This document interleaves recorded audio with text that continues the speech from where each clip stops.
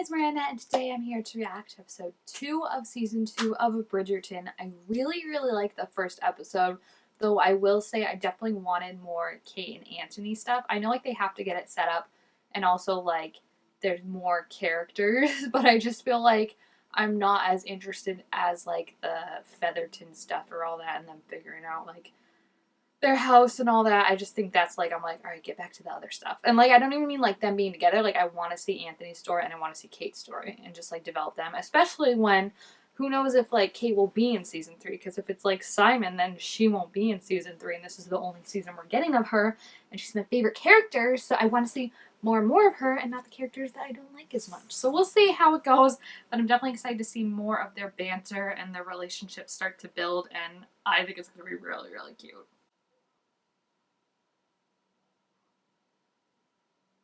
Prickly Spinster, that's not very nice, Penelope. I thought we were trying to be more like against the patriarchy. He just skips the line. He's like, yeah, I'm a Viscount. I'm good. She's not letting you near her sister with a 10-foot pole. I love it. Oh, right, all the whistle down stuff. I forgot about that. That's so funny. Well, checkmate Kate.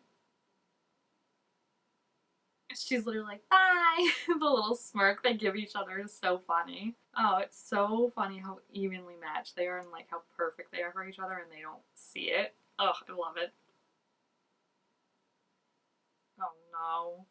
Is this a guy who's like planning to try and get to her by going through the sister, like a Taming of the Shrew situation? Because this ain't gonna work. Even though I guess Taming of the Shrew isn't really like that because Patrick never actually went for Bianca. But you know what I mean. Like it's like when like a guy flirts with you to try to get to your hotter friend, and you're just like, no thanks, bro.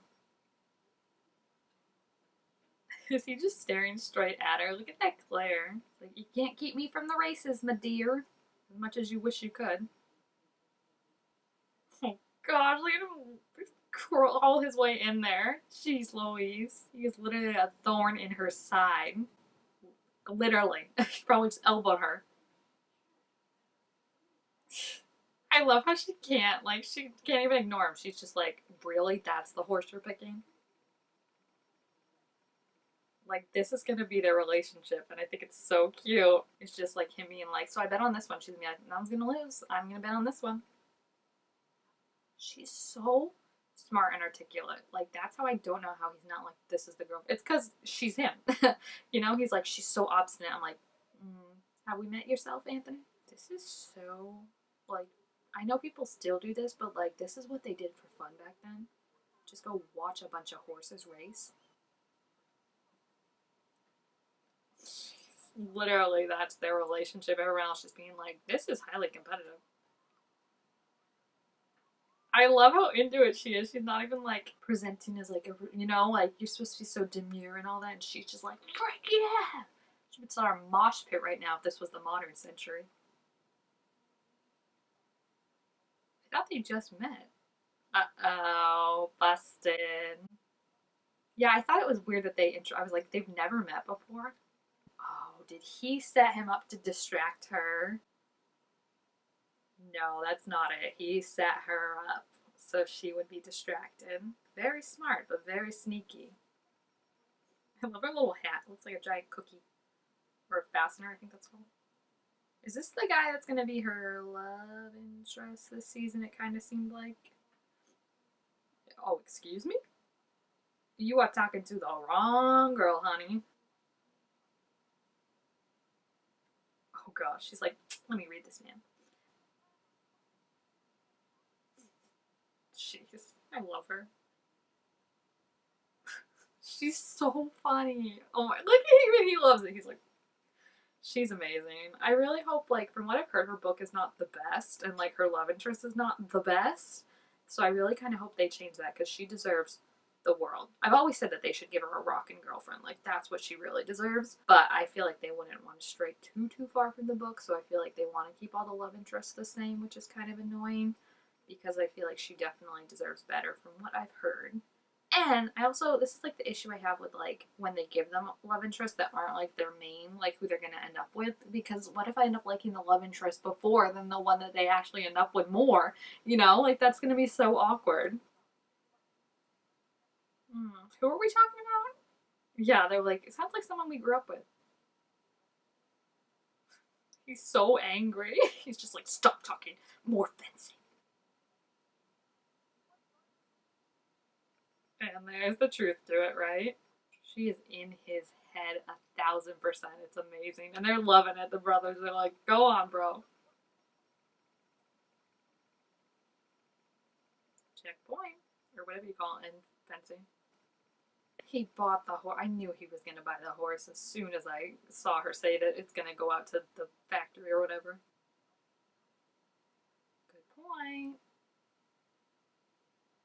I think it was. I think it all comes back to what she heard on the terrace.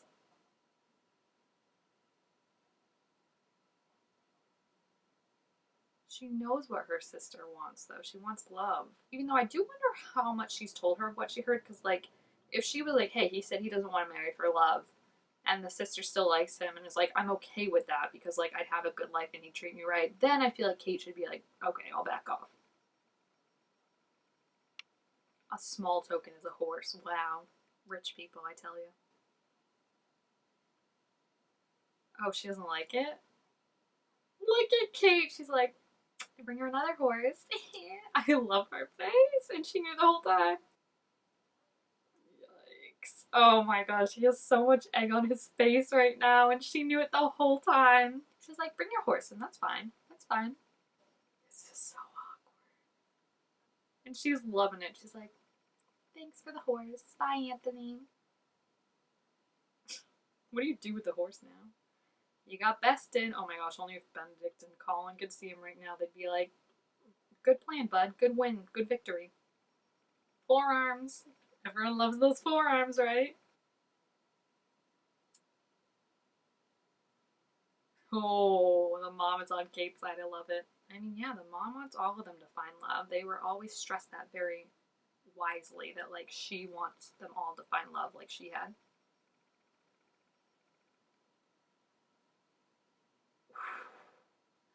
They're like, oh, damn, you pissed off mom. I love that he's, what, like 29, 30, and he still gets scolded by his mom, even though technically, like, he's in charge too. It's so funny. Like, I love that they can have that relationship, you know? Because you've got it compared to Penelope's mom, who's, like, thinking she's going to be kicked out on the street, to this one who can, like, tell her son off and knows that, like, he's still going to take care of her because that's a real family. Oh, Eloise and Kate, they're going to be really good friends, I bet. They're gonna be such good friends. They're gonna get along splendidly. He's screwed. I mean, like all his siblings and Kate, when they gang up on him, it's it's gonna be really fun to watch. Oh no, this isn't gonna end well. What every girl loves to hear from her crush, right? You don't count. I don't see you as a woman. It'll be really interesting to see how they do this relationship because I do know that like in the books it's obviously like a few years later and I think like she like matures from like, you know, like being like 15, 16 or whatever, like 20 or whatever and like older and more, you know how like when you like grew up with someone and then you're like, oh, now you're like an adult and I see you differently. But like the actress who plays her isn't going to look any different because she's a 30-something-year-old woman. So it'll be interesting to see like what changes Colin's mind, you know, of like actually seeing her as someone he is in love with instead of just like his friend. He's gonna be such a good love interest, Benedict. I really want to read his book now soon. I just when I read Viscount, I like loved it so much that I was like, I don't want to read anything else in the series. But now that like we're kind of wrapping it up with this, I feel like I'm gonna move on to Benedict's book, and they're doing a good job of making me more invested in Benedict. Like he's a cutie pie. I like him. So he's lying again? This is not your honesty that's gonna impress Kate. Like if you just like are honest with each other and her sister's like, okay, then like I'm fine with that. That's what's gonna win Kate over. But taking Benedict's poem as your own? Also, his mom and his sister are there, and his brother Colin are gonna be like, that's not you. He's also not reading it as well as Benedict did. The mom knows. She's like, he didn't write this. Look at her face. How interesting though that like it was Kate he was looking at who made it be like, I can't lie and say this is my own and dress up pretty words, because she said earlier, and I think that really got to him, where she was like, you make promises without ever saying a word and dressed up compliments and stuff like that. And I think he's trying to prove like he doesn't just want to marry Edwina and like win Kate, like win over her and be like, haha, I won. He wants to win her over and be like, like I'm gonna prove to you that I'm not the person you think I am, and that I'm actually like a good person. And I think that says it all, right? That it's not just like he wants to marry Edwina and be like, haha, Kate, I won. He wants her approval at the end of the day to be like, I want you to like me.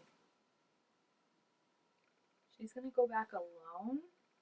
Yeah, that's also an interesting addition to it, that like they're from India, because now I feel like they could add it at the end where like there's like some like what's like this equivalent of like the modern day like running to the airport to stop someone, running to a ship, I guess, right? Of like if she wants to go back to India, and then he has to, like that could be a kick in the pants of like, oh, I'm never gonna see her again if I don't do something.